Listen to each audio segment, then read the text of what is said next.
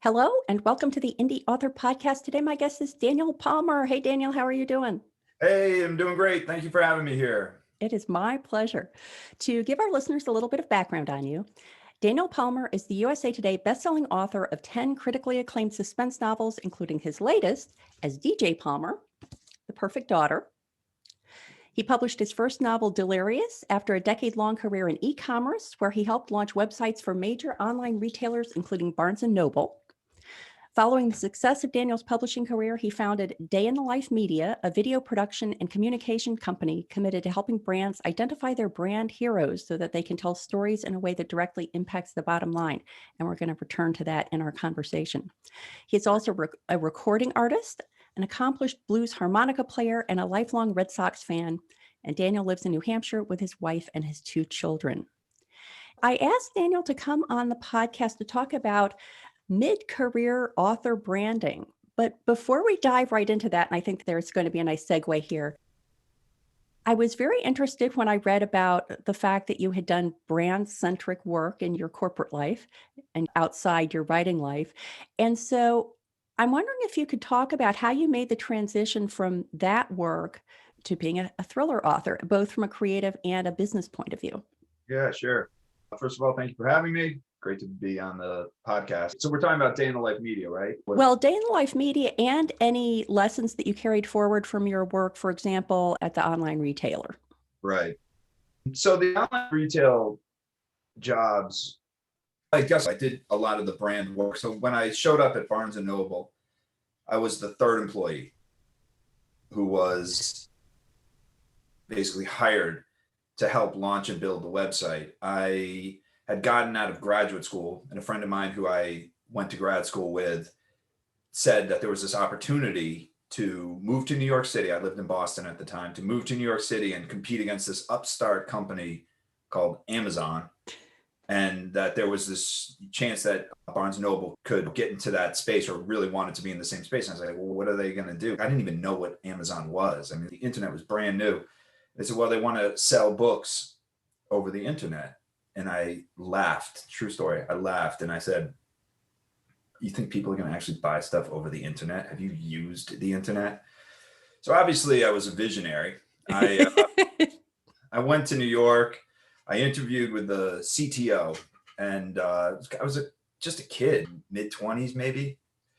And it just so happened that I had the absolute perfect skill set for the time. Not that I actually had a great skill set. I just knew how to do the thing that Barnes & Noble needed to get done. And so they hired me basically on the spot and said, okay, move to New York and get this website live. And I pulled together a team. We grew incredibly fast. We worked incredibly hard, had the most fun ever.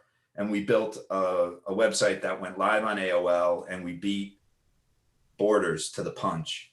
And from that, it was Barnes & Noble versus Amazon. And obviously we know who won.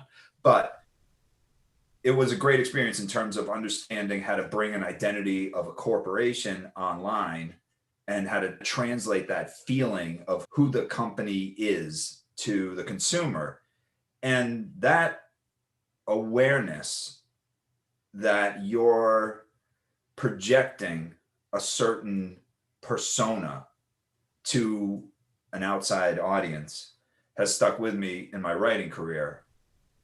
I started off saying, okay, Daniel Palmer is going to be what? So it's not enough just to say, I'm going to go write a book, or I'm going to write a thriller, or I'm going to go write a mystery. What kind of thriller? What kind of mystery? I actually got started writing romantic comedies from the guy's point of view. I had read High Fidelity, and Bridget Jones's Diary was just becoming a huge thing. It was actually huge at that time. And I thought, I'll do Nick Hornby High Fidelity meets Bridget Jones's Diary and make $1 bazillion. That was my business plan.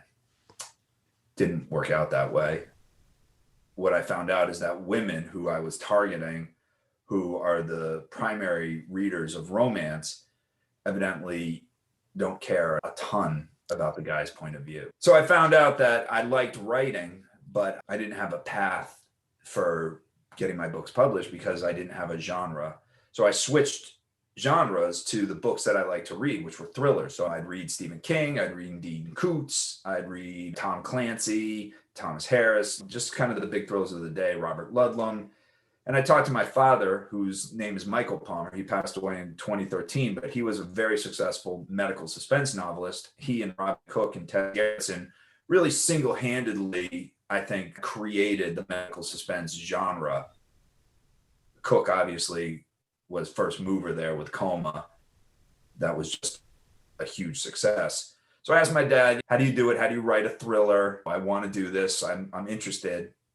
And my father said, okay, open up a web browser and type in www.michaelpalmerbooks.com/writing tips. And I was like, Dad, I built your website. I put writing tips out there on your website. Have you read them? And I was like, okay, good point. So I read through the writing tips that I actually put on my father's website, and I just began the process of learning how to write a thriller novel and defining my brand different from my father's, who was the medical suspense brand. These were doctors who were put in perilous situations because of who they are or what they did. They didn't seek out a mystery or a suspense story like Quincy might, as he was trying to do some medical examining, or Bones or Kathy Wright's great characters. My father's characters, the story found them because of who they are and what they did. And I created a brand around that. It was really around ordinary people in extraordinary circumstances. And most of my characters, I think, from the beginning of my books were men. My first book was a book called Delirious, and it was about a technology entrepreneur who believes he might be developing schizophrenia. And so it's a story about him becoming like his brother, who is a diagnosed schizophrenic. It was an interesting story, and it got my career started, and it's evolved from that point forward. Did you write the romantic comedy stories under Daniel Palmer, or are any of those published? Can we find them? You cannot find those books unless you break into the house, grab my computer, and open up the file drawer under It Will Never See the Light of Day. I reread those books, though. I reread some portions of them, and some of it is really funny. So I would like somehow someday to get those books out there. I'm just not sure how, and it really doesn't fit with what I'm doing right now as a writer. So it may just be that those are archival moments and they don't have a home, but there are moments in those books that are laugh out loud funny, sadly, because it's true stuff that happened to me. So, well, remind me when we get to the end of our conversation, because I don't want to skip forward chronologically, but I want to ask you when we finish whether, if you did ever publish those, what name you would use to publish them. Okay. So remind me to ask that before we end our conversation. So then I wanted to also just get a little bit of background about Day in the Life Media, because that is even more explicitly focused on brand, correct? Right. Yeah. Day in the Life Media came about from one of those moments of inspiration, which are not always great, but I have a hard time not following my moments of inspiration. When they come to me, I'm like, I'm like super enthusiastic about everything that comes. I'm like a dog in that way. I'm like a squirrel. Oh my God. Yeah. I'm like, that's a great idea. I got to go do it. I'm doing it. And so I'm also very big on, I'm doing it. I'm not just going to think about it. I'm going to make it happen. And so I tend to manifest a lot of what I create just out of sheer willpower. Like, me being a novelist is pretty ridiculous. If you knew how I was as an English student, if you talk to any of my English professors, they'd say, no, the kid's got a good imagination, but this is not the guy who's going to go off and write books for a living. I would be the least likely candidate for that, even though my father had made a great career out of his imagination. Is that because you have this tendency to go after the immediate inspiration? I wasn't that kid. You hear authors all the time, they're like, I came out of the womb with a pen in my hand. And, yeah. This vision. I grew up just consuming Nancy Drew mysteries or Hardy Boy mysteries, and I knew I was that just wasn't me. I thought I was going to be a rock and roll musician, or I thought I was going to do something else. It just never occurred to me that this was a path that was viable to me, because I wasn't a reader. I just wasn't a voracious reader. And to be successful at this job, you really have to do those two things. You have to read and you have to write. I don't know any other shortcut. Those are kind of the requirements, the baseline requirements for being good at this craft. You have to practice the craft by reading and practice the craft by writing a lot. And those were skills I didn't have. My brother, Matthew Palmer, who was also a published novelist. So if you look at the Palmers, we're kind of like the Manning family of suspense fiction. We have Archie Manning, my father, Michael, and then we have Matthew Palmer, who's a 25-year career diplomat who writes political thrillers as Matthew Palmer. And we have me, Daniel Palmer, and I would say, am I Peyton Manning or Eli? I'll go with Peyton. I think I'm Peyton. We'll give Matthew Eli, even though he's the older one.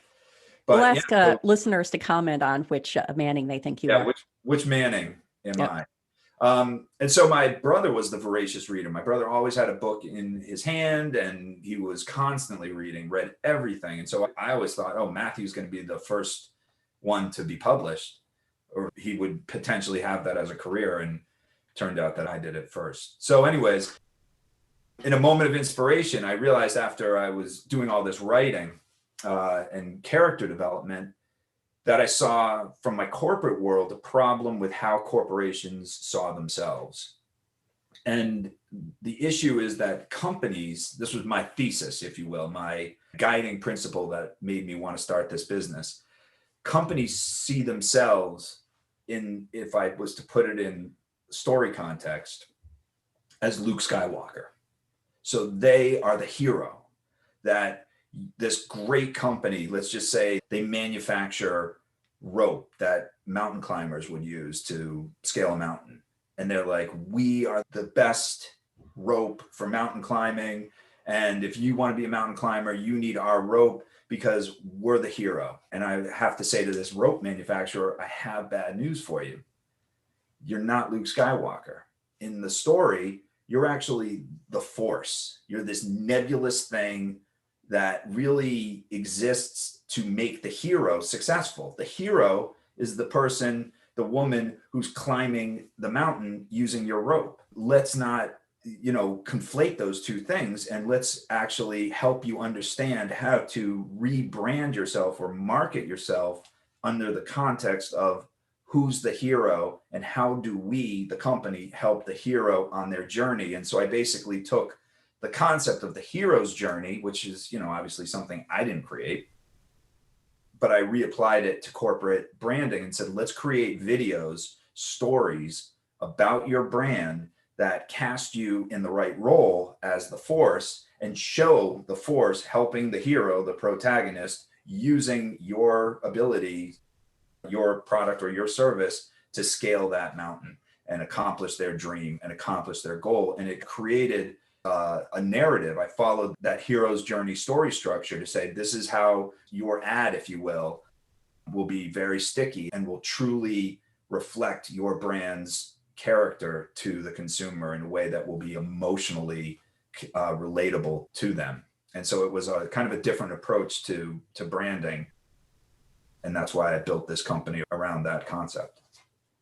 I love that analogy. And I want to talk more about how that applies to an author brand, and to do that through a discussion of the fact that you've had several different personas in your author career. So you started out, not counting the unpublished rom-coms, as Daniel Palmer. Did you ever consider using a name other than Daniel Palmer as a branding mechanism when you first started out with those books? No, it didn't even occur to me, honestly. I didn't even understand what my brand was until I was maybe 2 or 3 books into the work. And then I realized, okay, I'm ordinary people, extraordinary circumstances. Who am I most like? I'm most like Harlan Coben, or most like, at the time, Greg Hurwitz. Both phenomenal writers, both friends. And Andy Gross is another one. So we were kind of this group that wrote in this milieu or this subgenre of thriller fiction. And so our characters weren't super skilled. They weren't specially trained. They weren't investigators. They were just ordinary people living their lives. And because of who they are, so similar to what my dad did, because of who they are, the story found them. And the only way for the character to survive and get what they wanted, which was to live a happy life, they had to go through the story. And those were the kind of books I was writing. And it was hard to find the audience for those stories. And I think that's part of what the job is of the author, is to say, okay, I'm a commercial fiction writer. So I don't do this necessarily for my own gratification. I do, it is gratifying to do the work, but if I don't have an audience, if I'm not reaching enough readers, then I want to ask myself, what else? It's just like any brand, like any company, what else can I do to increase my product sales? Well, sometimes what you have to do is just change who you're marketing to or who your consumer is. And so I had to think, how do I evolve this Daniel Palmer brand into something that's going to be more marketable? Well, while I was having those conversations with myself, mostly, a tragedy struck and my father passed away quite suddenly on a return trip from Africa. And it wasn't long after he died that his publisher got in touch with me and said, could I write Michael Palmer books? Which was a very tall order, because obviously my dad had a huge readership and a great legacy. And the last thing a son wants to do is come in and just tarnish the family name in what looks like some kind of money grab or something like that. But honestly, my father, the one thing he would have wanted more than anything was to feed his grandchildren from this world or another. So it would be something my dad would have wanted me to do. The question was whether or not I had the skill set to do it, because I'm not a doctor. But I did have a few years where my father and I were both writing books at the same time. So he was able to mentor me on his process, and I had grown up with his process. So I had a peek behind the Michael Palmer curtain for longer than anybody else did. And you had his writing tips. I had his writing tips, right? So I knew exactly how to structure that book. And so I put the everyday extraordinary people aside and I switched to medical suspense. And so it was a change of branding from Daniel Palmer, that writer, to Daniel Palmer kind of writing more in the Robin Cook genre. What I thought was very interesting about those book covers is that, at least the covers I was seeing, it will say Michael Palmer and then a novel by Daniel Palmer, or Michael Palmer and Daniel Palmer. Like, if I were just glancing at it, I would assume that it was by Michael Palmer. From a branding point of view, what was your feeling about that? It was my hope that that's the way it would be billed, because these are Michael Palmer books. So it's like Vince Flynn, who passed away tragically as well. His estate continues to publish Vince Flynn books. The estate of Robert Parker continues to publish Robert Parker books with authors. Ace Atkins is one, Reed Farrell Coleman another, who have written for the Robert Parker estate. But it's not going to be Ace Atkins presents a Robert B. Parker Spencer novel or a Robert B. Parker mystery. It's going to be, this is a Robert B. Parker book penned by this person. It's really the most clear example you can come up with about an author being a brand. Right. There's no better example than the brand continuing after the author is no longer with us. And Michael Palmer wasn't the first to do it. Stieg Larsson's another one. V.C. Andrews is another one. So there's all these authors whose careers have continued because of the work of authors like me, authors like Ace, authors like Reed, who can emulate a voice. We could do like 90% of it. It's an impossible task to be 100% the voice of another author. It just doesn't work. But you can get close, almost to mimicking. And that's part of the work. So it was an honor to do, but it was the hardest thing I've done because I'm not a doctor. And that's a huge part of writing a medical suspense novel. So I needed the help of doctors, a doctor in particular, my uncle, to be the medical part of the work. Do you have any sense of whether over time, the people who are more recently reading the Michael Palmer, penned by Daniel Palmer, were carryovers from your father's fan base, and how much transfer you've gotten from the people who are fans from your earlier work? I can't quantify it, I don't know the exact number, but I know for sure that I've gotten many, many messages from people who said, read your father's work, loved all of his books, and now I'm reading you and love your work as well. And so there's definitely been some momentum there in terms of that crossover. My dad's fans who now read my work, even though it's not medically based as much, at least, as his work was. But I don't know the exact number. It's not something I could easily quantify regardless. But the things that we do similarly are we try to have an authentic relationship with our readers. I can't really do it in Twitter. It just doesn't work for me. I don't love Twitter as a platform. Yep. Twitter's extremely clever. The writing on Twitter from my writer friends who I follow is very clever. It's very well crafted. My brother would be excellent at it. Just not how I work. I'm a little more verbose. I just want to be real. I don't want to think about it or process it or anything of that nature. I just want to tell you how I see it. So Facebook actually works better for me as a medium to communicate. Yeah, I totally agree with that. Instagram is tough for me as well because I'm not really an image person. I had a friend help me stage a picture of my book, The Perfect Daughter, for Instagram, and it looked great. It was the best picture ever.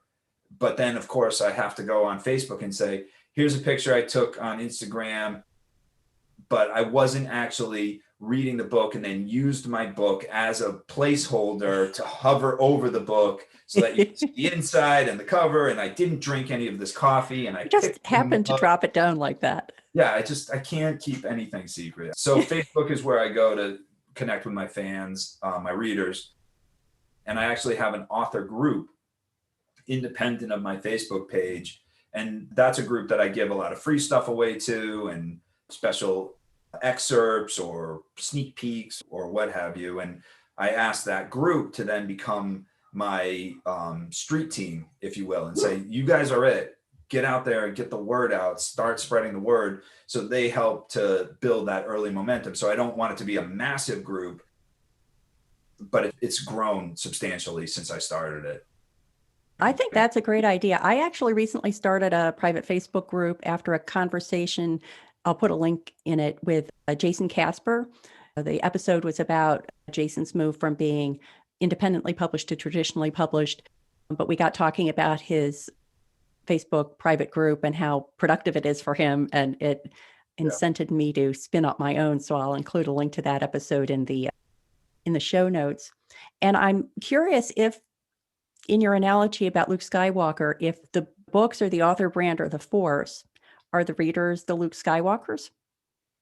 Okay, it's a terrific question. And it depends, I believe, on the publisher and the author. So some authors become the Luke Skywalker. And those are your branded authors. They are the hero, but yes, at the end of the day, the author is the force still. So a reader of a Harlan Coben novel, for instance, is expecting a certain thing. They're expecting Harlan's voice. They're expecting to be put on this journey.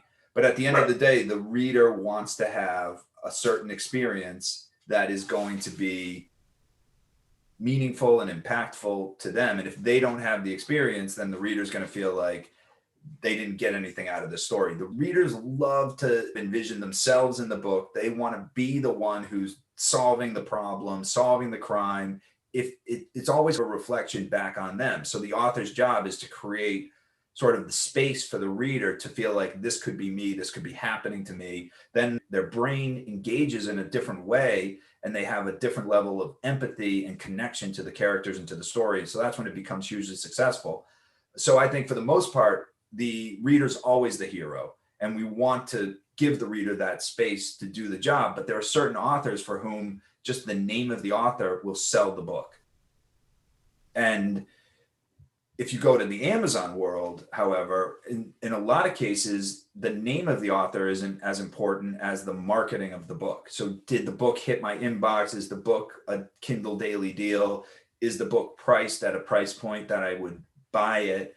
Is the book an Amazon first read? And in those cases, it's not, oh, I'm looking for this author's name. It's what was in front of me. What did Amazon suggest I wanted?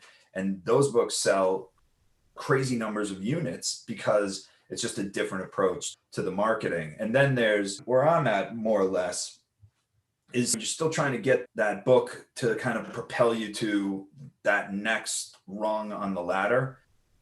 And in order to do that in this day and age, it's really a book that captures the zeitgeist and catches lightning in a bottle. So if you don't do lightning in a bottle, which is super hard to do, it's not even hard to do. At some point, it becomes luck. So you have to realize that the formula for this business, and I will stand by this formula, the formula for success as a writer is time, talent, persistence, and luck. And that's what it really boils down to. So you have to just keep moving forward in this game. An inch better than your last book is a mile. And publishers will tend to stay with you because they're thinking, okay, well, then he could hit a grand slam. If you hit the grand slam, then your backlist starts to sell and everything starts to move in a really positive direction, and you can ride the wave for as long as the wave is there to ride. And so back to the branding of the medical books, I ended up writing the Michael Palmer books, and I turned in a book that was supposed to be another Michael Palmer medical suspense novel under contract with my publisher. And I did it a little cagey, or with a little trepidation, I guess I should say, because I knew this wasn't a book my father could write. It just wasn't in the Michael Palmer milieu or kind of the style of a Michael Palmer novel. This was something different. And it wasn't like a Daniel Palmer novel like I had published before, those Ordinary People, Extraordinary Circumstances. This was a family drama, family dynamics, and kind of a tangled web of personality conflicts that was wrapped around a story about Munchausen syndrome by proxy. And I turned it into my editor and said, I think it's good, but I just don't know if my dad could have written this book. What do you think? And it turned out she loved the book and said, I think we're going to change your name. And so she said, you are no longer writing the Michael Palmer books. You are now DJ Palmer. James is my middle name. So it's a true rebranding, Daniel Palmer to DJ Palmer. And she just said, I want you now to focus on writing domestic suspense stories. So where I used to be Ordinary People, Extraordinary Circumstances, now I'm looking at more family dynamic or interpersonal relationships as the foundational first plank of all of my stories.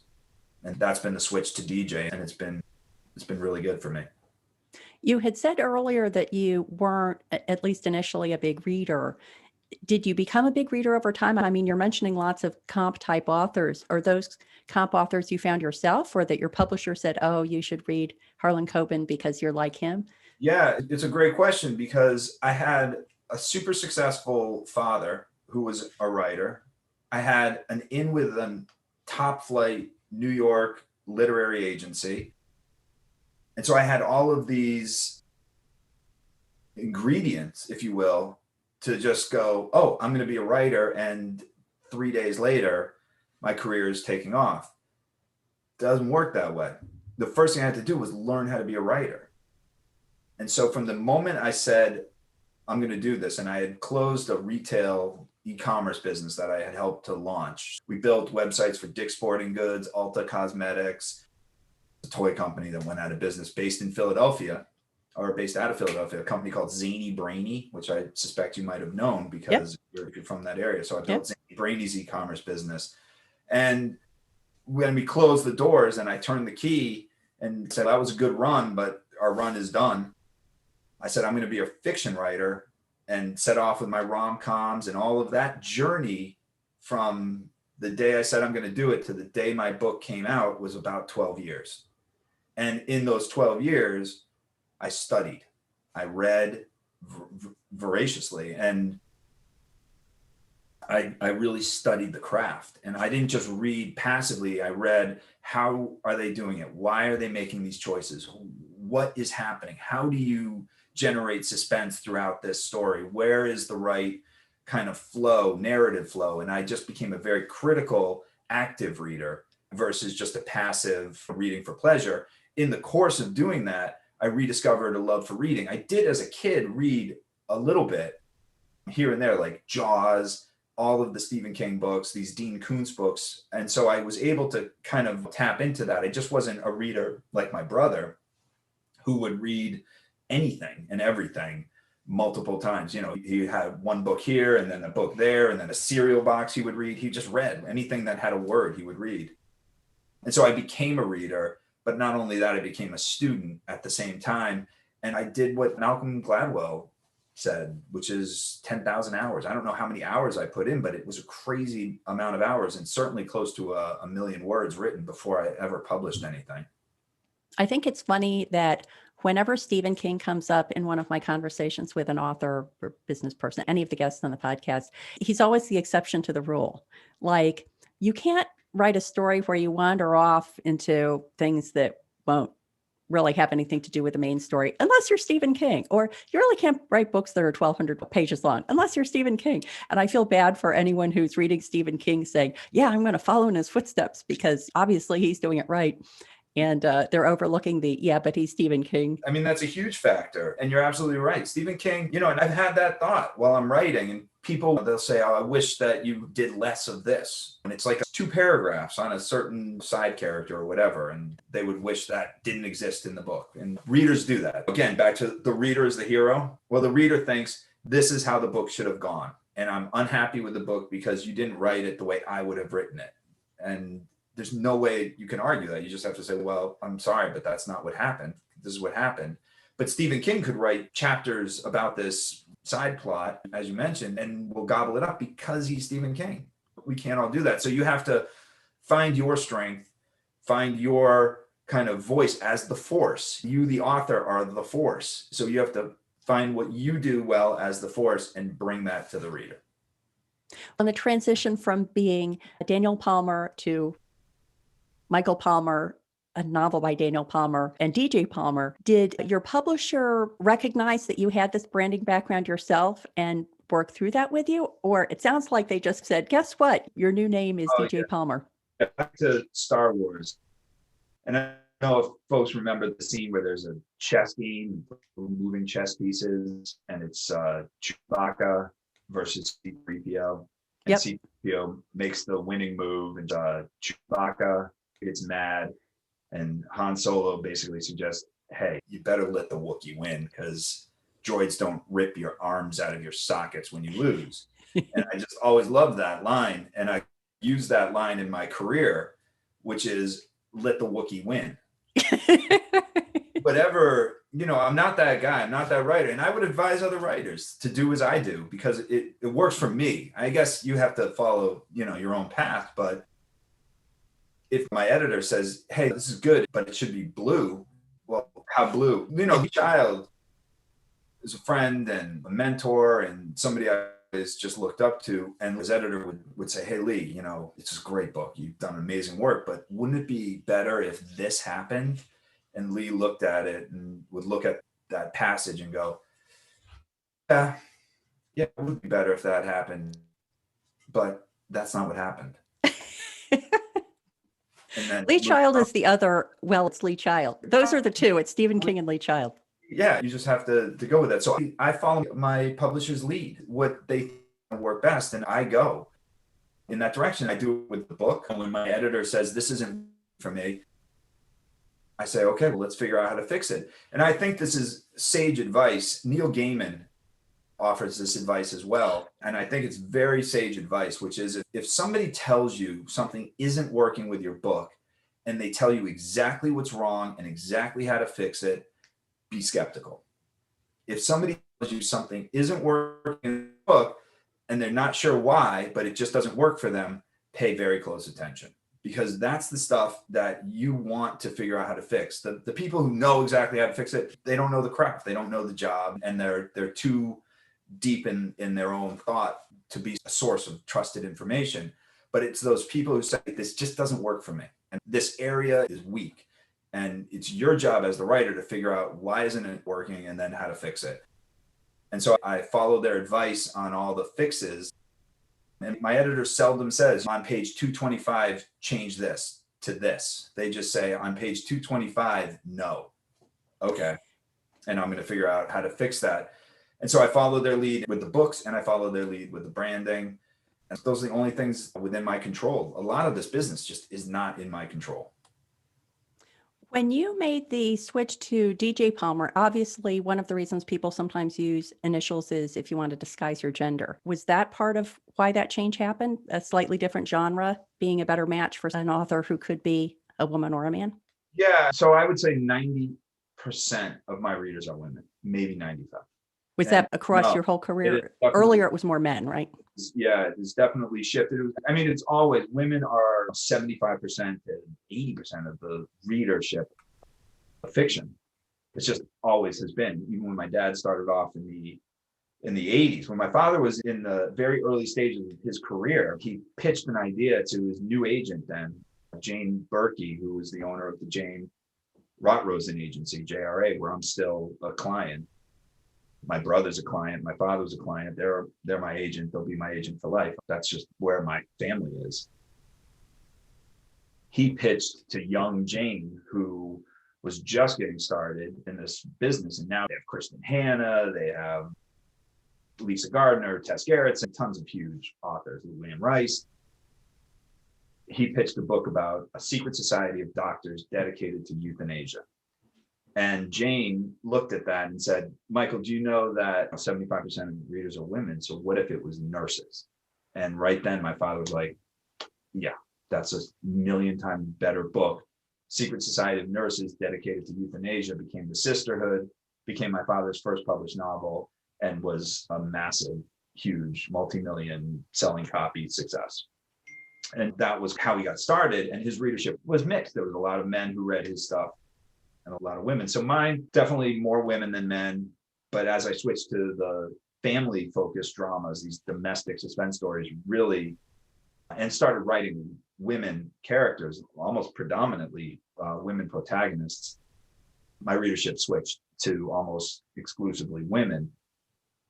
But my publisher said, DJ, let's just think of it as a very poorly guarded secret. She's like, we don't have to put your picture on it. We don't have to broadcast that you're a man. We don't have to tell the world that you're Daniel. But for those readers who might be gun shy about reading a domestic story from a man, she made that switch.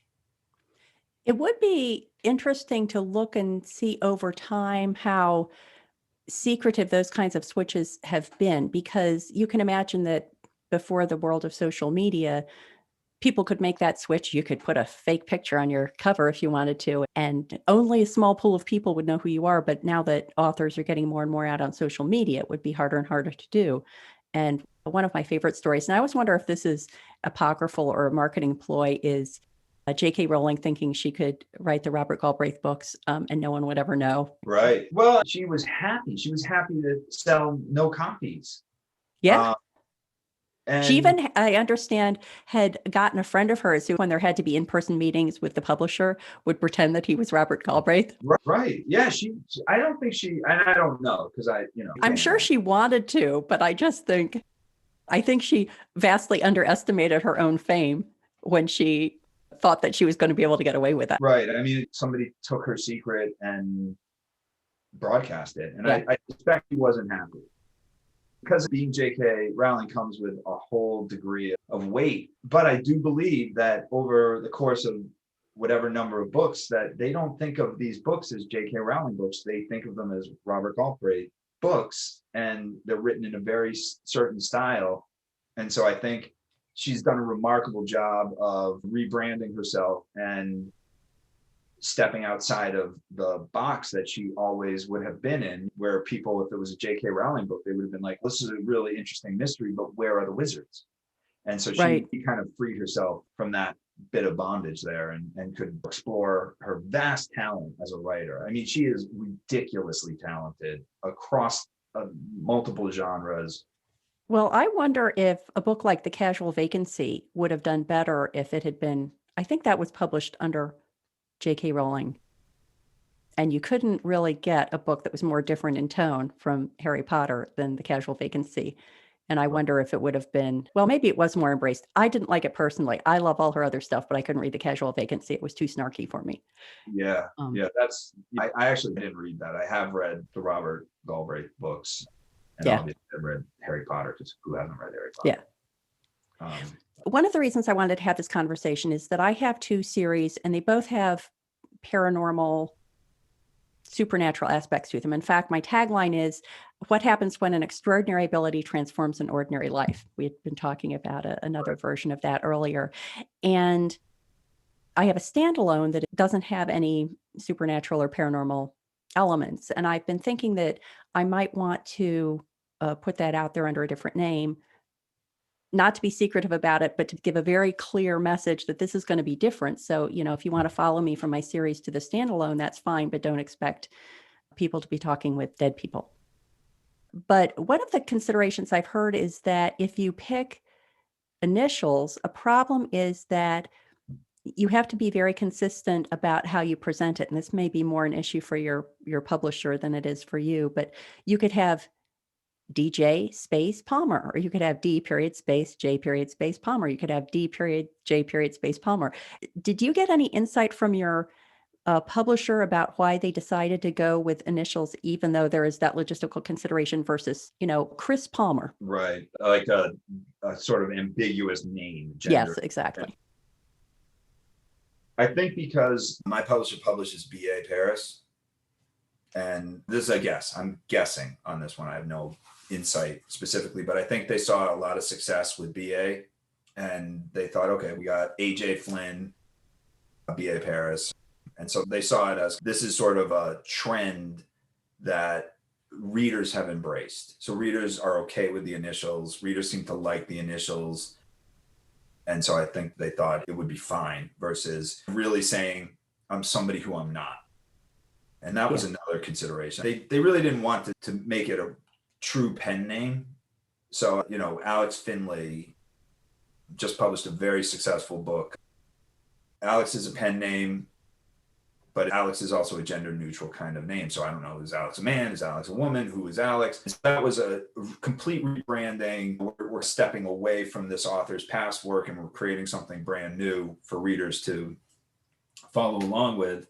DJ sort of smaller step away from the Michael Palmer work, away from the Daniel Palmer work.